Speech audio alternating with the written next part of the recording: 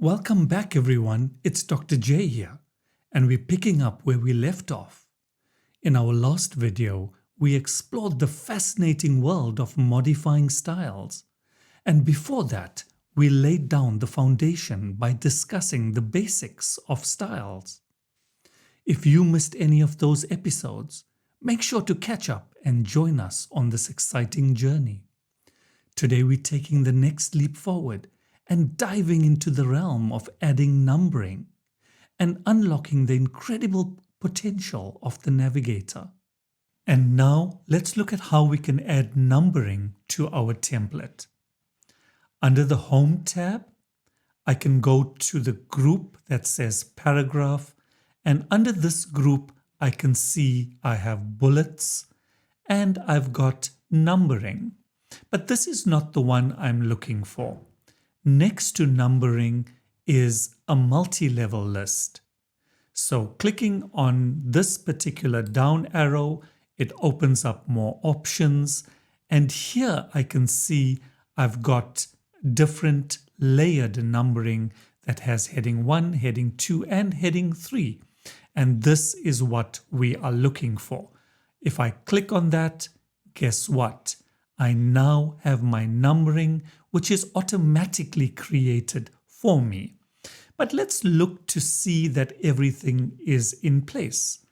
This is a main heading that has numbering 1. I'm happy with that. Another main heading which is 2.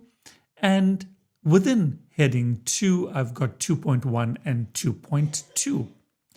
Further down, if I go to my heading 3, which is numbered at number 3, I then have 3.1, 3.2, and 3.3.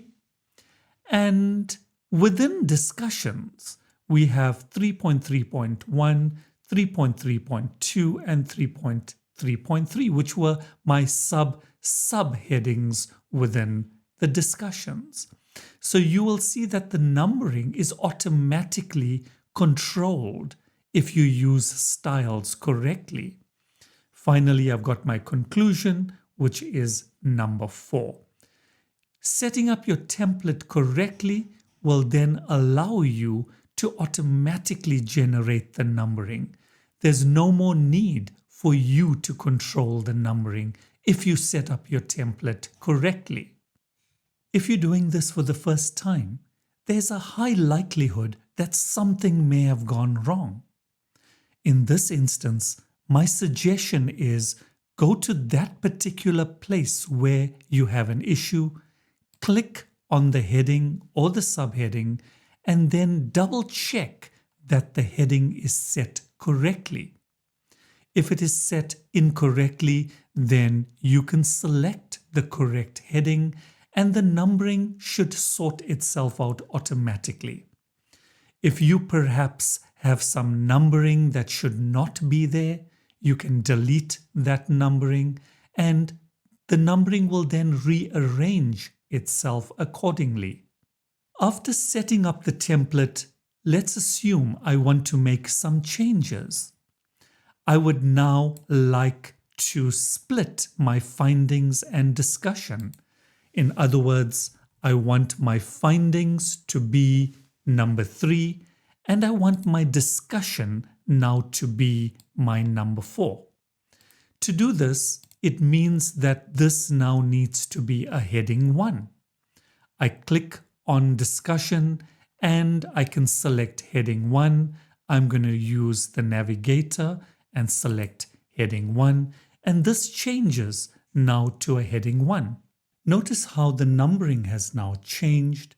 This is now number 4, and the conclusion, which was previously number 4, has now changed to number 5.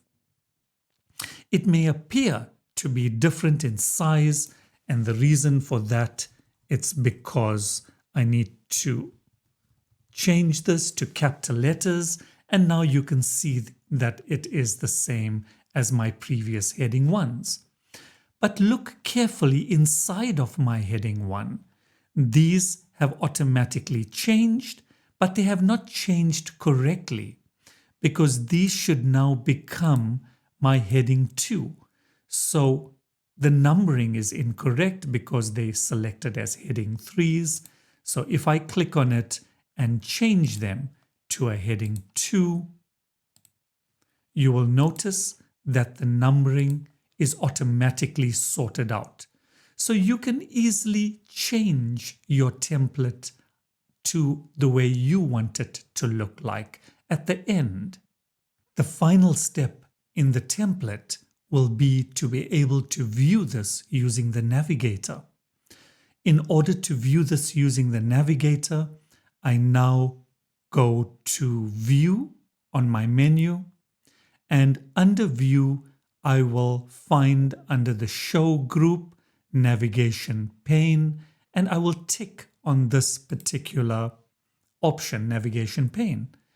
And now you will notice that the navigation pane opens up with all of the different styles that we have set up.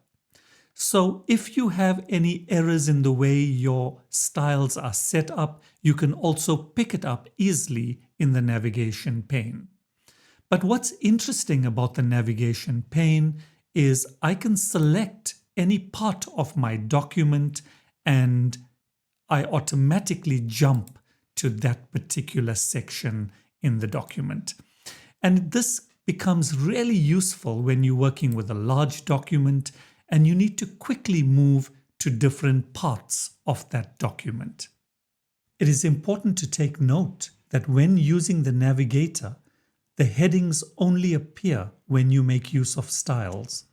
If you don't use styles, then these headings will not show up. Therefore, when you're setting up your documents, it's important to make use of styles.